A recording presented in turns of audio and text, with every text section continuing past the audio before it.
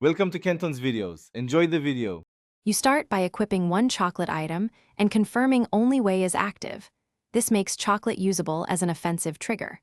Move immediately to a sideline angle where opponents expect a standard set. Once in position, toss or consume the chocolate quickly to trigger the perk, then perform a fast serve or short dink because the chocolate-boosted state lasts briefly.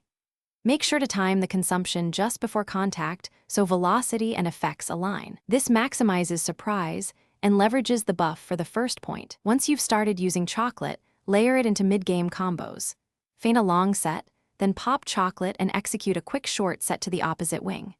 This creates airspace confusion and forces blockers to hesitate. Coordinate with teammates using a half-second delay so their spikes land during the chocolate effect window, preserving momentum.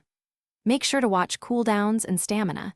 If your attacker is low, hold chocolate until they recover. This detailed timing converts disruption into consistent point gains. To close a rally, save chocolate for final flurries. Consume, then immediately drive a power shot to the backline to capitalize on the temporary buff.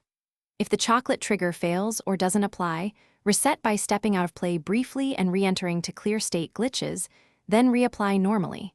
This resolves most soft bugs. Also, if opponents make errors, don't waste chocolate. Reserve it for when you need to break a block or disrupt a set. This sequence secures the win when timed right. Thanks for watching. Consider subscribing if we helped you.